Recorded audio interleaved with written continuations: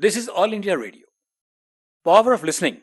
Under this series, tonight we take you on a journey to the world of yet another magnificent facet of the traditional Indian knowledge systems Upanishad, the philosophical heritage of humanity.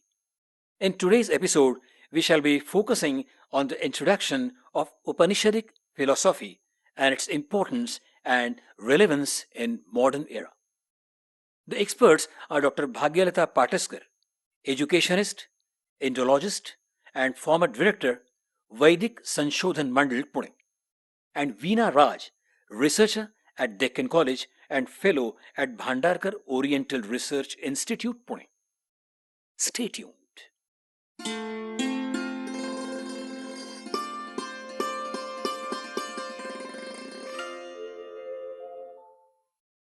Namaskar. Today, in this episode of Power of Listening, we shall be discussing the key concepts of Upanishads, the cream of Vedic wisdom. Me, Veena Raj, from the Deccan College, Pune, will be talking with Dr. Bhagyalata Pataskar, former director, Vedic Samshodhan Mandal, Pune, who is a known Vedic scholar and our beloved teacher. What are Upanishads and why should one study them? What is the utility of reading these ancient texts in today's world? In the Bhagavad Gita, chapter 10, Vibhuti Yoga, the Lord declares that Adhyatma Vidya Vidyanam, that is, He is Adhyatma Vidya among all the Vidyas, among all the knowledge. The knowledge of self is the supreme knowledge. Upanishads teaches us this in a wonderful way, by way of stories, akhyayika, dialogues, samvada, and statement, mahavakya, regarding the nature of that eternal entity which we call Brahman. They instruct us how to learn, how to live, and how to achieve bliss, and even how to exit from this world. Namaste, ma'am. Today we would love to hear from you.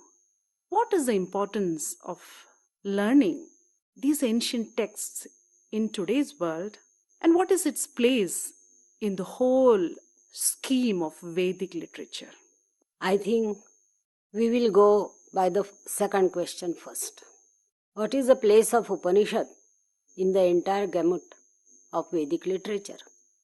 By Vedic literature, the term itself clarifies that it's not one book. There are 4 Vedas: Rigved, Yajurved, Samaved, and Atharvaved.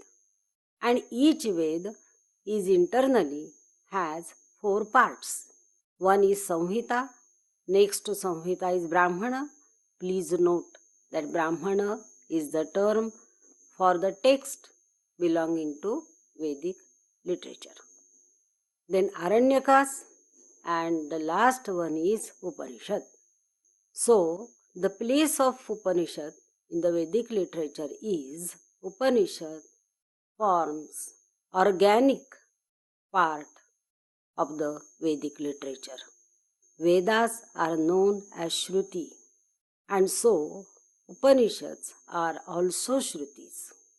Adya Shankaracharya has several times referred to the Upanishads with the word Shruti, and so the place of Upanishad in the Vedic literature is, it itself is Vedas, it itself is Shruti, and therefore Upanishads are also called as Shruti Prasthan. Now the first question: what is the importance of learning Upanishads in today's situation or scenario? Yes, ma'am, in the modern world, why should we learn these ancient texts? Yes, correct. Those who are spiritually inclined, and some are out of curiosity, listen to many discourses, pravachanas, lectures on social media, in the books. I think almost all the thinkers and philosophers, acharyas, in medieval India, even in modern India, not only in India but even outside India, talked on spirituality, not Upanishads directly, but spirituality. And people love to hear to them. But almost all of them, they out of gratitude mention that it's not ours. It is what the Vedas have told. It is what we get from the Shrutis. We are just simplifying it. We are just making it relevant in today's scenario. So the conclusion is, whatever they are telling, they have taken it from the Vedas or Shrutis. So getting ourselves introduced to Upanishads or studying Upanishads is that sort of pleasant journey, as if one visits one's hometown or one's mother after a long time when person is very far. So importance of studying or learning Upanishad is getting directly acquainted with the source where from these philosophers and thinkers and saints have taken the gems and now they are giving it to us. So why not we ourselves go back and listen to it or learn to it? Yeah, ma'am, exactly. That is why we should be tuned to this source of wisdom, which just now ma'am explained. And we called Upanishads revealed texts. They are not composed texts for discussing philosophy. The saints, the sages who were pure in their mind, these mantras they saw, they experienced this unity with that eternal self. And out of their kindness, they shared it with us. And today we have the vast literature which we study and which we term as Upanishads. There are many Upanishads. You must be familiar with the principal Upanishads, which are 10 Upanishads, where Adi Shankaracharya has composed his commentary, and few others too. And some give the number of 108 and so on. Actually, the wisdom of the Upanishad is more important than the number or the name of the text.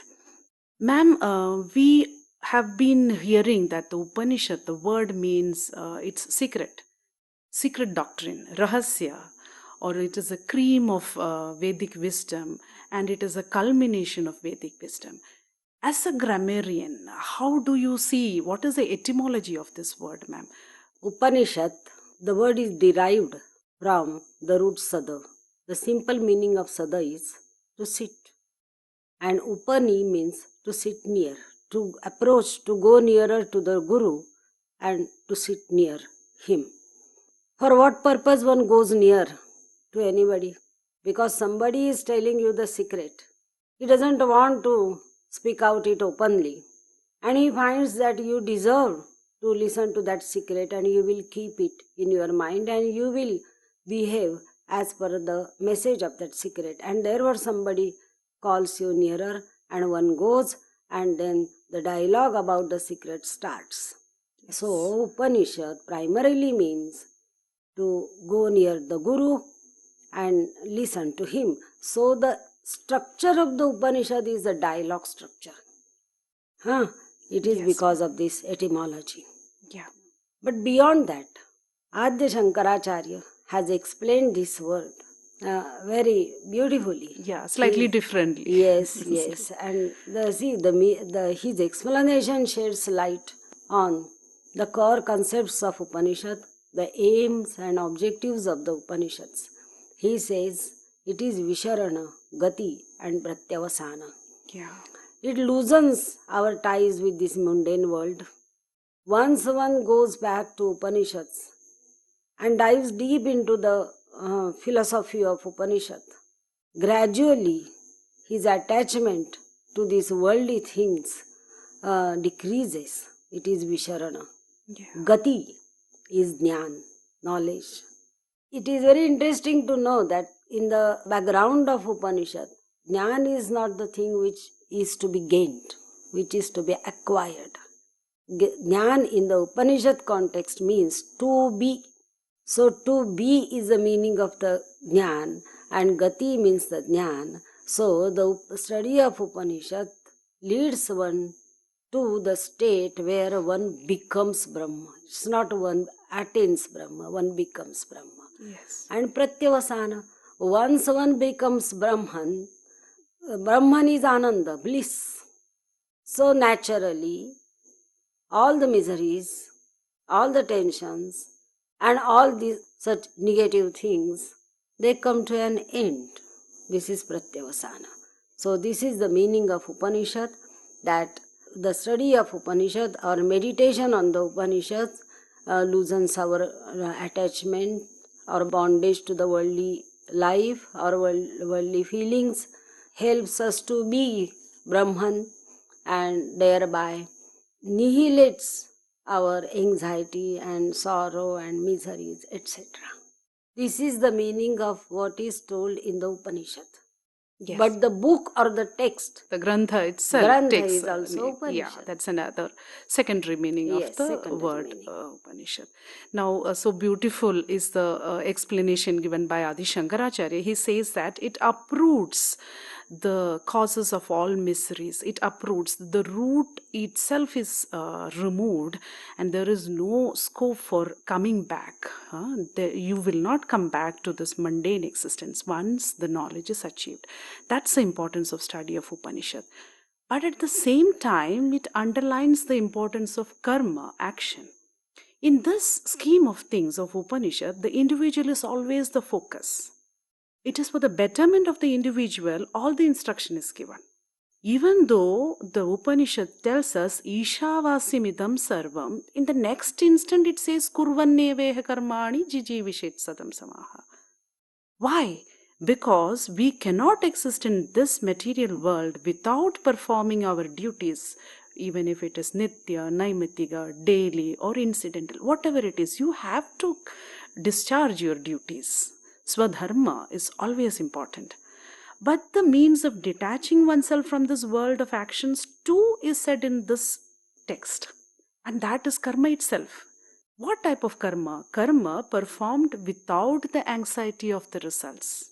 When you are performing a karma, you have the right only to do that. The results depends on your present and past karma. That is the theory of karma. You have no say in the result, what the outcome will be. That is the amount of detachment which is expected out of a student of Upanishad, or a mumukshu, we call it, the desire to get liberated. Another importance is that the methods of instructions are given in the Upanishads. How to teach, how to learn, how a student should be taken care of. The student's preparedness to achieve, to acquire knowledge should never be disturbed by the teacher.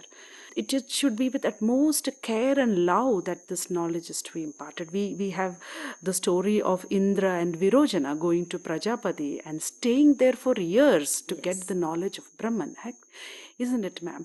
Virojana is satisfied with the knowledge that the Sharira is the self or Atman, and he goes back happily, whereas Indra has this doubt.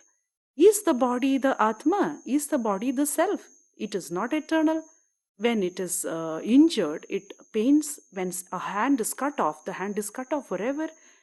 Then that means this body is not the self. Correct. Something else is the self. Yes. He, being a good student, stays back, and the teacher is so kind.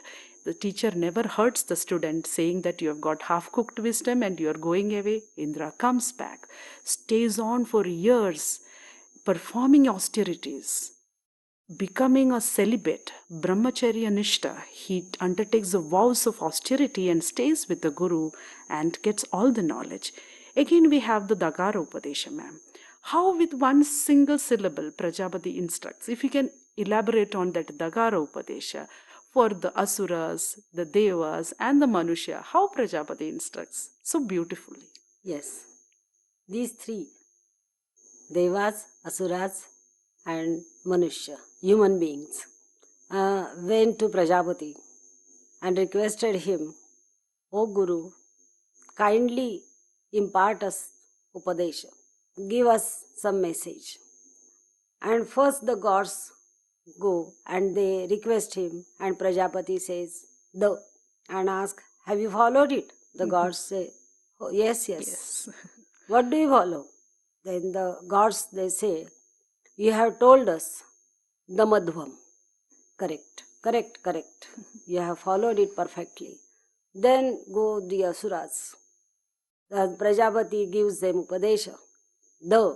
Have you followed it? They say, yes, yes, we have followed it. What do you follow? They say, Dayadhvam, that is, be kind. Okay, very good, perfect, you have followed it. Then go the human beings. And Prajapati says, have you followed it? They say, yes, yes, very much we have followed what you want us to, Datta, to be the giver. You told us Datta. See, one the syllable for gods, it became the Madhvam. Yeah, the Control yourself. senses. Yeah. Senses. Because they were very much indulged in satisfying their senses. Yeah. To Asuras, it was Dayadhvam because they were very cruel By nature. by nature. And human beings were very selfish. So the Upadesha they got or the message they got is Datta, give. So this is how Prajapati never instructed them that you do this. He left it to them. Yeah. And they took the exact message where they're supposed to take. Yeah, they were all prepared for the reception of that knowledge which Prajapati meant. They were all able students. Damya, Datta, and Dayadva, these were the intended knowledge, and they got it, and they were satisfied after that. And we are reminded that as human beings, we should not be too much attached to wealth or our body and should be knowing the joy of giving. These are simple truths of life which the Upanishads teach us. Another thing which strikes us about the Upanishads is the systematic way in which it deals with the truth or the human mind or the stages in which a human being exists. The Mandukya Upanishad tells us very crisply, Om ityedat aksharamidam sarvam tasyopavyakhyanam bhutam bhavat bhavishyatiti sarvam omkara eva. Everything is Omkara. Om is a symbol of Brahman for the Upanishad. And then the Upanishad goes to describe the mundane stages through which a human being passes. The first is the Jagrat, which is a waking state. Then comes the Swapna, which is the dream state. And the Sushupti, the deep sleep state. These three, we all as human beings undergo in a given day. We are at times awake, and then we go to a dream state, and then at the end of that sleep, we go into a deep sleep state, which is a source of all knowledge, the Upanishad says. But then the Upanishad pushes us further and tells us there is a state beyond all these three, and that is called the Turiya, the transcendental state, which is equated to the Brahman, which is Advaita, without any duality. Advaita is the concept which Upanishads have taught to this world. There is no duality even if there is an apparent duality in this world. We think that we are different from the other person in front of us. We think that we are different from the animals, different from the birds or the trees or the mountains. That is not the case. We are all interconnected. The way in which it is instructed in the Brihadaranyaka Upanishad, the Madhu Vidya, Adi Shankaracharya says, Madhu Vidya, Madhu Karya Eva, how a honey bee collects honey from every flower and brings it to the honeycomb, and how the honeycomb is interconnected. This Prithvi, this Prakriti, this nature is interconnected.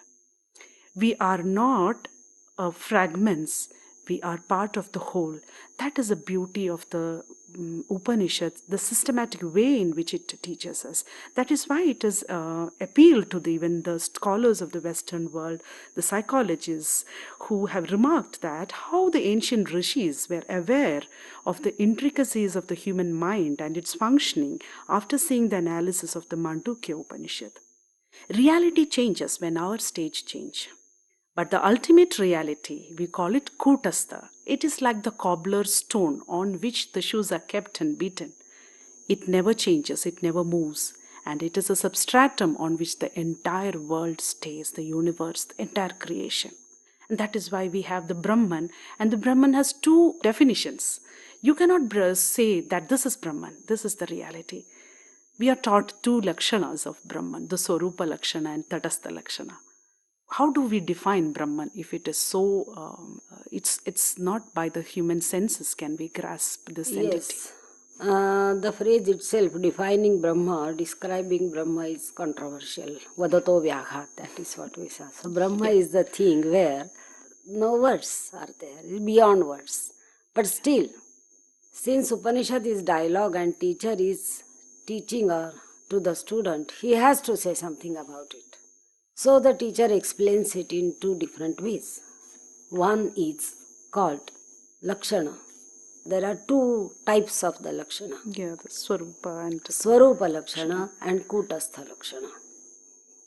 The Kutastha Lakshana is the Lakshana that never changes. It is a sort of archetype. Yato va imani bhutani jayante, yena jatani jivanti, yat prayanti abhisamvishanti iti tat vijidnyasasva tad brahma iti. It means yato va, where from all the beings, bhutani, whatever is square triangle, you will say that square triangle doesn't exist, but at least you have talked about square triangle. So it means it is. Maybe in your mind, maybe you imagine it, or it is not there for that, not, at least it should be there. yes. So it is called, my professor always used to call it linguistic reality, that it exists only in the words. Anyhow, in any form, it is. So it comes under bhuta. Where from these bhutas they come out? Jayante. Jayante popularly is translated as creation, but it is not creation in the way which we understand. It is manifestation. It's already there. Yes, it is already there, but we don't know, and when we know it, we say that okay, it is created. And then once they come out, once they get manifested, they bhutani, then they sustain on it. Yena jatani jivanti. And then what happens? When jivanti, the natural result is one day or the other there is supposed to be an end. Otherwise the manifestation is not possible unless and until it goes into unknown or avyakta, the manifestation is not possible. So if we say that it is manifested, it has to again go into that back. Avyakta state. Okay. So yena jatani jivanti yat prayanti, then it goes back to it, and abhisam vishanti, it merges into it. That something is called Brahman. And it is very surprising that for this Brahman, there are several terms used in the Upanishads. Sometimes it is Atma, sometimes it is Paramatma, sometimes it is Prana, sometimes it is just Tat. Yeah. It is the pronoun Tat. Sat. Yes, sometimes it is Idam, also pronoun. Sometimes it is Sat, only Sat. Sat means is, that is. Then Om. This is also used for Brahman. Ekam Aksharam. Yeah, Pranava. Pranava or Om. This is the word used for Brahman. So the seer tries to be Brahman, and when he comes out of, he becomes Brahman with his austerity, etc. And when he comes out of that experience, Vyuthan, the technical word from the yoga is Vyuthan, from the Samadhi. When he comes out of that state, then he goes on describing his experiences when he was one with Brahman. Yeah. But when he was one with Brahman, he was Brahman, not one with Brahman. When he was Brahman, there were no words, there were no Vani, there were no thoughts, etc. When he comes out of that state and tries to describe, he is not Brahman. So we find such descriptions of the Brahman which may not be logically acceptable, and therefore they use several words for Brahman. So this is about the Kutastha, definition of Brahman, and Swarupa definition is Sat, Chit and Ananda. When the Rishi comes out of that state of Brahman, then the lingering experience is it is. It is. Yeah. Everywhere he sees Brahman, he experiences Brahman. It is Chit, it is vital, and Ananda, bliss, bliss and only bliss. This is his experience. So this is the description which is called Swarupa Lakshana of Brahman. This tells us how it is difficult to say this is Brahman. And we have these two ways of describing this is not, neti, neti. You cannot say that this is Brahman because no one has seen Brahman with the human eyes. You can only just experience that truth. That is why it is called Satyam Jnanamanantam Brahma. Now, I think we should at least tell what are the main topics which Upanishads deal with. In almost every Upanishad, we can see that there is a discussion regarding creation. What is the importance of creation? Creation in Upanishad, it is not that theory, scientific theory, how beings are created, how the world come into existence. It's always the philosophy which is emphasized. Another topic which Upanishads deal with is the importance of knowledge. We have already seen what is the importance of knowledge. Kena Upanishad tells us, Iha cheda vedi tadas satyamasti, na chediha vedi mahadi vinashtihi. If you know Brahman or the self or your Atman in this life itself, here itself, it's better, the truth will be with you. Otherwise, destruction is awaiting you. There is that element of fear that if you don't know in this life, something you're going to lose, which is not expected. The rishis does not want the human beings to suffer by coming again into birth. Another thing which we can see that Upanishads always underlines the eternal nature of Atman or soul. Nothing sticks to it and nothing can destroy it. The Upanishads tells us the importance of prana or the life force, the Shakti that is behind all the beings in this world. That is why we have to control our senses so as to prepare ourselves for the reception of this knowledge, and some amount of control of the senses will enable us to meditate on that truth. And all these things come. Madam, all these points will be discussed in our next episode, and I think it's better to stop here. Yes. So let us conclude it with the Shanti Path. Om Purnamada Purnamidam Purnat Purnamudachyate Purnasya Purnamadaya Purnamevavashishyate. Om Shanti Shanti Shanti. Upanishad, the philosophical heritage of humanity. You heard the 15th episode of our all-new series on traditional Indian knowledge systems, Power of Listening. Our experts were Dr. Bhagyaratha Pataskar, educationist, Indologist, and former director, Vedic Sanshodhan Mandal Pune, and Veena Raj, researcher at Deccan College Pune and fellow at Bhandarkar Oriental Research Institute Pune. We hope you enjoyed it. This series has been conceptualized by Shashi Shekhar Vempati, CEO, Prasar Bharati, and produced by Nilima Patwardhan and Vinod Kumar. Special thanks to AIR Pune, Amol Parth, and Randhir Thakur for their contributions. This episode is also available on our official YouTube channel, Akashvani AIR. Be there on the 14th of January, same time, same frequencies. Bye for now.